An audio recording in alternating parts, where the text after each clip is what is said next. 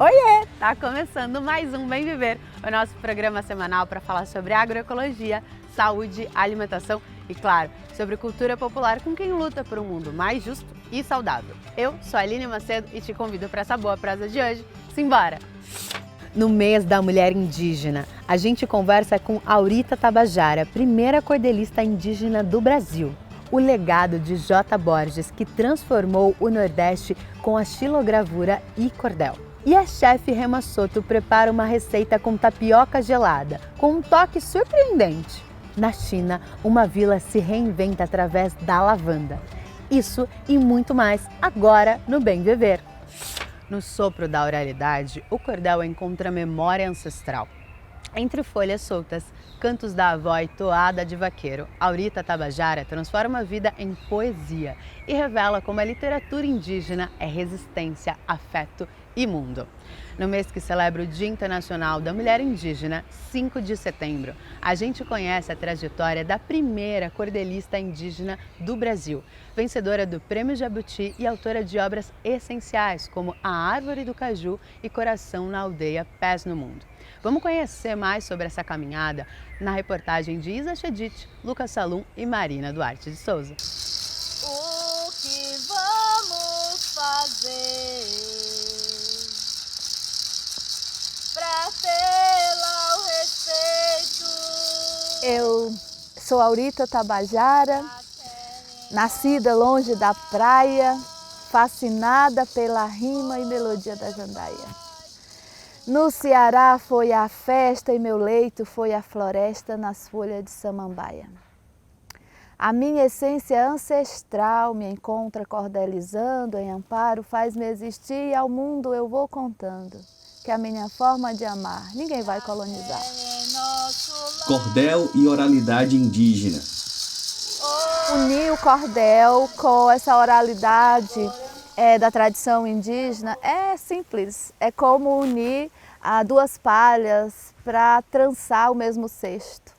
Eu vejo nesse sentido, por nascer e crescer ouvindo a oralidade das tradições do meu povo e também as declamações dos romances, porque minha avó é declamadora, meu avô era vaqueiro, então ele cantava com o gado, o cordel cantado, a toada, que ele não aprendeu em lugar nenhum. Eram toadas, eu chamo de toadas personalizadas e ancestrais, porque era criada ali na hora. Então era daquela forma que eu queria falar com o povo, queria falar com as pessoas, com as histórias contadas pela minha avó e do jeito que o meu avô cantava com o gado para trazer então a oralidade e o cordel aí se encontrando desde lá da barriga da minha mãe.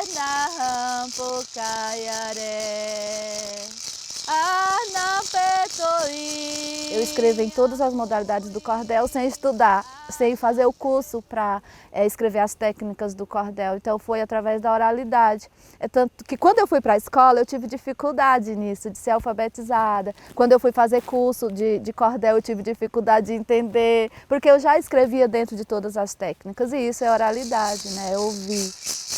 A publicação do primeiro livro. Eu comecei a escrever esse livro quando eu tinha 9 anos de idade. Sei lá, eu não tinha consciência de que seria um livro na minha infância, por exemplo.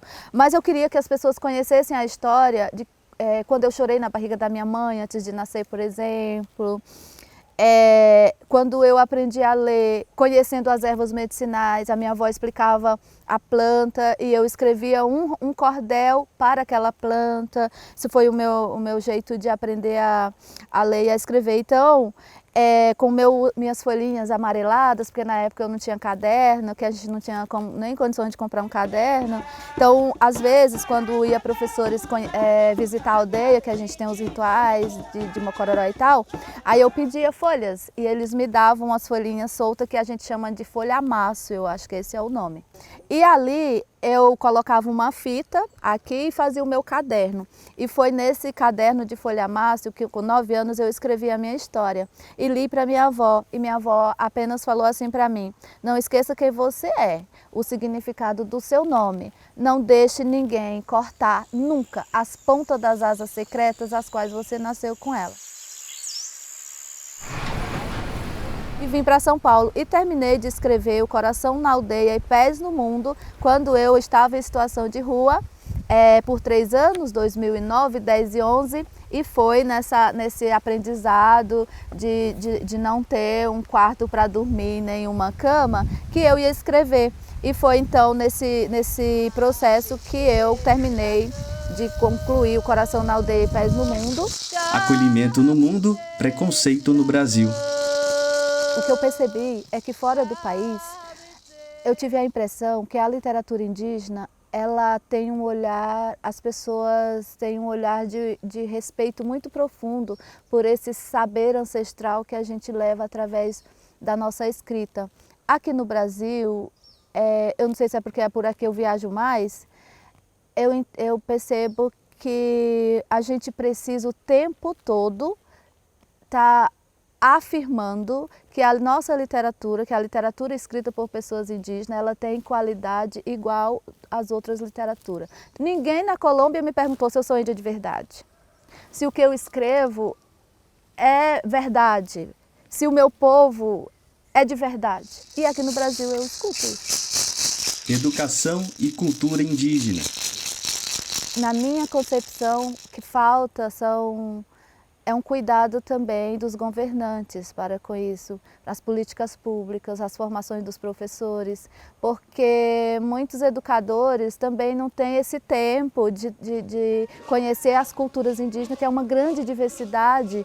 Há mais de 300 povos indígenas no país, tem uma riqueza e diversidade muito grande de culturas e tradições. Então, muitas pessoas, por conta dessa construção da história que a gente traz, vê os livros e tal, acho que os povos indígenas são todos iguais, todo mundo fala a língua tupi.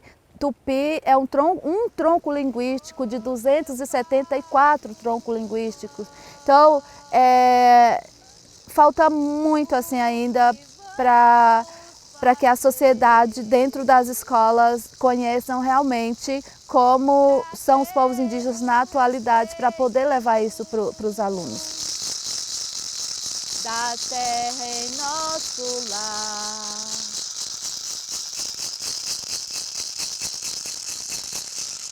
Você é potência, Aurita. Obrigada pelas palavras nos livros e no tempo. Já passou da hora desses saberes estarem nas escolas e em todo o país. E olha só, a Aurita acaba de lançar uma coletânea, Saberes Indígenas, Contribuições Ancestrais para o Futuro da Educação Infantil, pela editora Estação das Letras e Cores. E para você acompanhar todas essas obras da Aurita, é só ficar ligado no Instagram, @ita.tabajara. E falando em cordel, a gente vai até Pernambuco conhecer o legado do mestre que levou a arte popular brasileira para o mundo. J. Borges, patrimônio vivo de Pernambuco que transformou a memória do Nordeste em rimas e imagens. Vamos conferir na reportagem de Afonso Bezerra e Lucas Salum.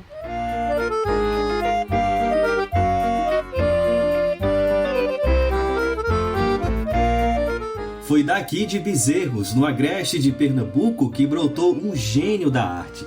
Um gênio que conseguiu talhar na madeira a história do próprio lugar, que deu cores aos sonhos e narrou contos fantásticos com a rima do cordel. José Francisco Borges, o J. Borges, eternizou na xilogravura a cultura popular nordestina. Desenhos rústicos, mas feito de uma maneira que toque no sentimento de alguém. Porque se eu fizer um trabalho que não toque no sentimento de algumas pessoas, eu não vou ter sucesso. Tudo começou com uma literatura de cordel. Ao rimar os eventos do cotidiano, Borges sentiu falta de ilustrar aquelas narrativas. Foi daí que surgiu a ideia de incorporar a xilogravura nos folhetos de cordel, criando uma aliança sólida entre a imagem e o texto na literatura popular. Foi um caminho sem volta. J. Miguel relembra da passagem do pai pelas feiras para vender as obras. Acompanhei muito nas feiras vendendo cordéis. Era aqui na Feira Bezerro mesmo. Minha mãe pedia para eu acompanhar ele vendendo cordéis. É por isso que muitas gravuras minhas, quando eu faço algumas em feira, eu sempre coloco um cordelista. O real e o fantástico dividem o mesmo espaço na estética de J. Borges. um traço que o tornou um dos mais destacados xilógrafos do país, como explica Pablo Borges, outro filho do artista pernambucano. Ele, quando começou, ele achava muito trabalhoso fazer o colorido em cada cor, uma matriz. Porque uma matriz em si já dá trabalho, quanto mais fazer uma matriz para cada cor. E ele acabou que pegou a tinta, experimentou, e a gente pintar a pincel, que diferencia mais ainda, né? Toda a técnica da gente colorida, hoje a gente trabalha com 99% da produção colorida. Ela leva mais tempo, mas tem suas vantagens, principalmente a aceitação do público, né? J. Borges não gostava da arte que se distanciava do povo. Por isso trabalhou para que a xilogravura fosse descoberta por outras pessoas. O seu ateliê em Pernambuco estava sempre de portas abertas para quem desejasse aprender a técnica que o tornou tão popular. Bacaro, artista e também filho de Borges, é quem descreve essa característica do pai. Ele popularizou, né? Sempre foi uma arte um pouco mais de difícil acesso para o público de uma classe mais baixa. E aí J. Borges veio com a ideia de tornar popular, de tornar acessível, né? Borges foi reconhecido internacionalmente, foi premiado pela Unesco, ilustrou livros do escritor Eduardo Galeano, teve gravuras usadas em novelas, era considerado por Ariano Suassuna o melhor gravador popular do Nordeste e foi eleito Patrimônio Vivo de Pernambuco. A gravura é um reino e desse reino o príncipe é J. Borges. A defesa do Nordeste sempre foi presente na literatura e na xilogravura de Borges. Pablo explica que o pai foi um grande defensor e divulgador da região. Eu costumo dizer que Luiz Gonzaga cantou o Nordeste e pai ilustrou o Nordeste, né? Os dois autodidata que tivemos aqui no Nordeste para ser por ele, né? Apesar do forte tom regionalista, a obra é apreciada no mundo inteiro e aborda experiências universais, como a fé, a dualidade entre o bem e o mal e a natureza, aspectos que despertam a admiração em diversos lugares. É o que analisa o curador de arte popular Lucas Lassen. Ele é diretor criativo da Paiol, loja que aproxima a arte de Borges do público em São Paulo, e aponta que a obra do xilógrafo não tem fronteira.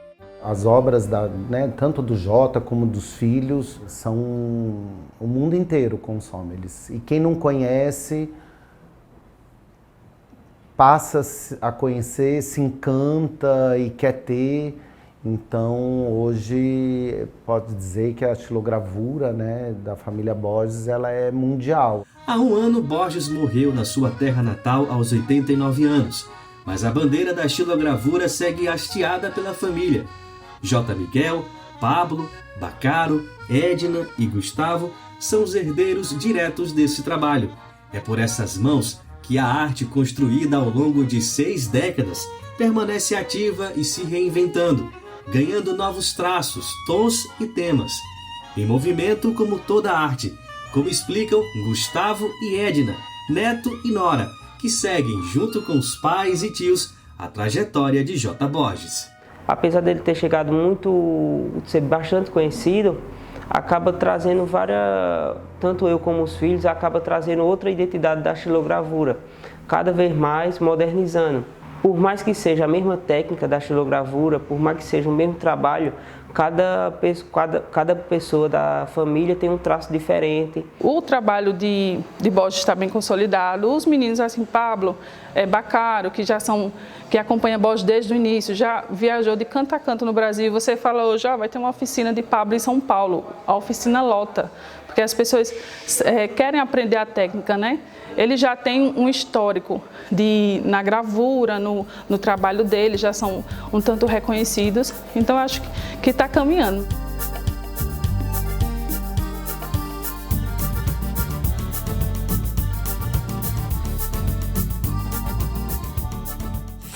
Da terra que inspirou J. Borges, sai também um dos alimentos mais tradicionais, a tapioca. Hoje, a nossa chefe Rema Soto vai nos ensinar uma receita gelada, com um toque inovador para matar a saudade do calor. Olha só!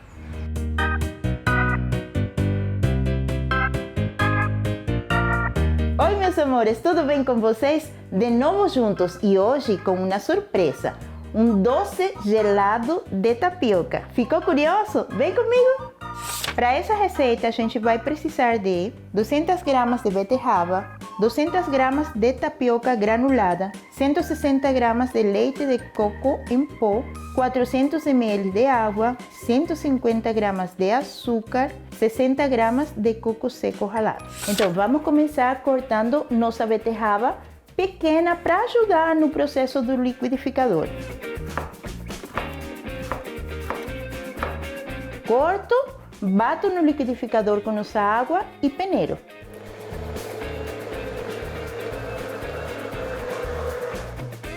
Vamos coar. Essa fruta que acompanha nossa tapioca granulada pode ser laranja, pode ser pitaia. Só a gente aproveitar a sazonalidade, né? Que a gente tem à mão.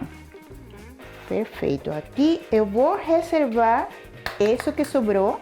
Então aqui a gente volta e processamos o leite e o açúcar junto.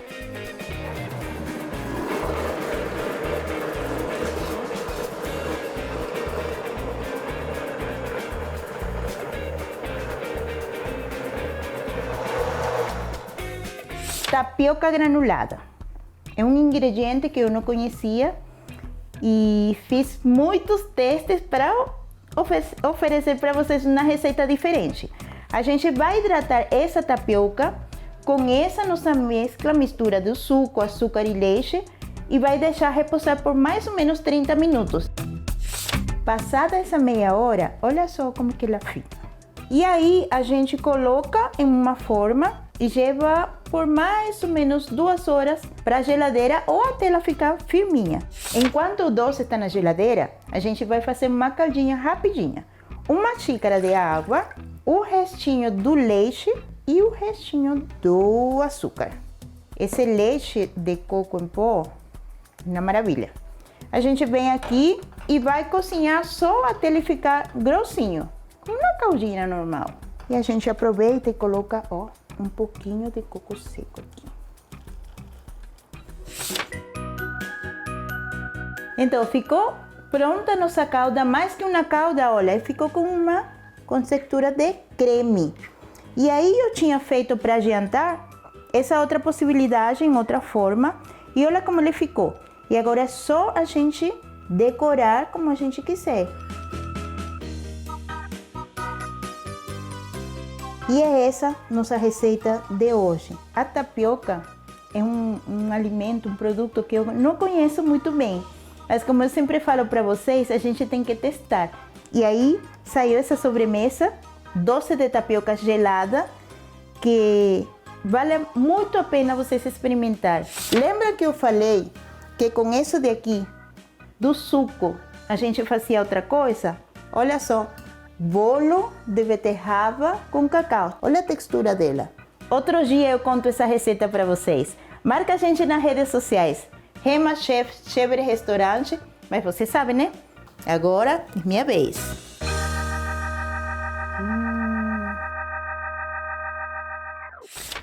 Deu água na boca, Rema. E se você quiser provar esse e outros pratos com ingredientes da Reforma Agrária, basta você conferir uma loja do Armazém do Campo mais pertinho de você. E para acessar é muito fácil, é só colocar armazendocampo.com.br. E agora, uma arte que nasceu no Chile e foi abraçada no sul do Brasil, as arpilheiras. Quadros de tecidos feitos com apliques e bordados que contam histórias de vida. No Paraná, essa técnica se transforma em fonte de renda e empoderamento para mulheres. Quem conta mais sobre essa história é a Sônia. Bora conferir! Eu sou a Sônia Aparecida da Silva e faço parte do grupo de Mulheres em Movimento, um coletivo do norte do Paraná e do litoral do Paraná, composto por 64 mulheres que trabalham contando as suas histórias de vida ou seus sonhos através da técnica das arpilheiras. Então convido vocês a nos seguir nas redes sociais e venha prestigiar e conhecer o nosso trabalho. O nosso Instagram é Arpileiras Paraná. Conto com vocês, nos sigam lá! Uma vila perdida no interior da China se reinventou a partir de uma flor roxa que conquistou o mundo. É da força da lavanda que nasce uma nova esperança. capaz de trazer gente de volta ao campo e transformar vidas. Vamos saber mais sobre essa revitalização do futuro com o Mauro Ramos.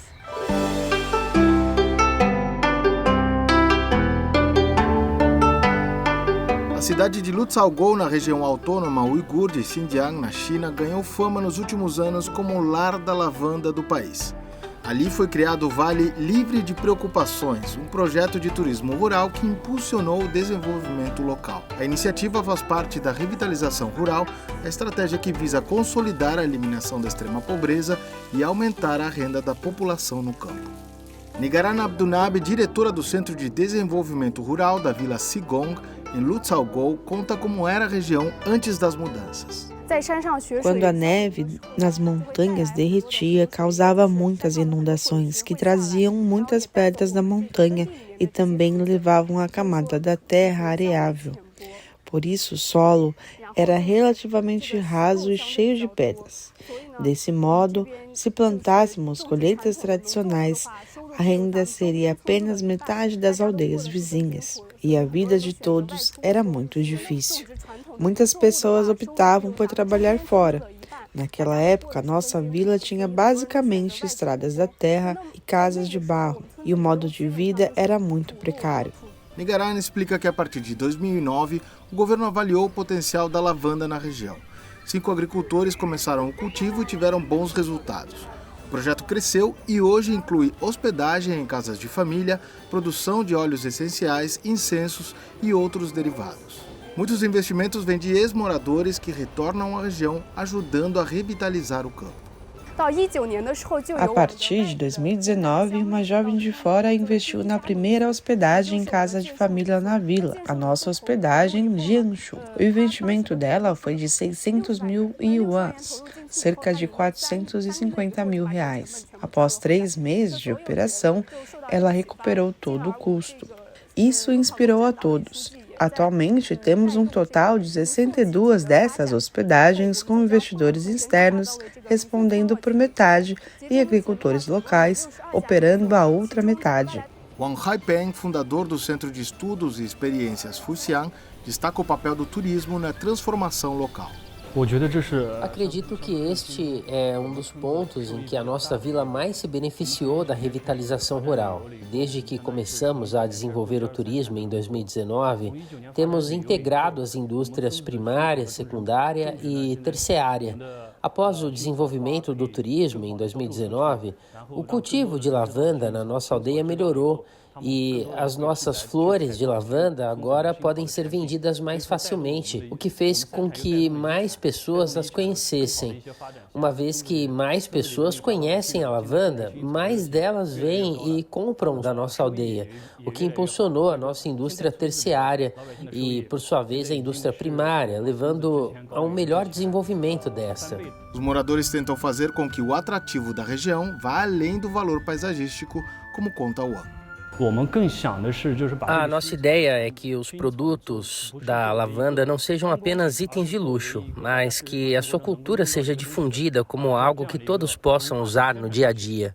A lavanda, por si só, já tem a sua própria cultura, mas a maioria dos hóspedes que chegavam não tinham um conhecimento profundo sobre ela. Eles tiravam fotos e iam embora, mas não tinham um entendimento mais aprofundado.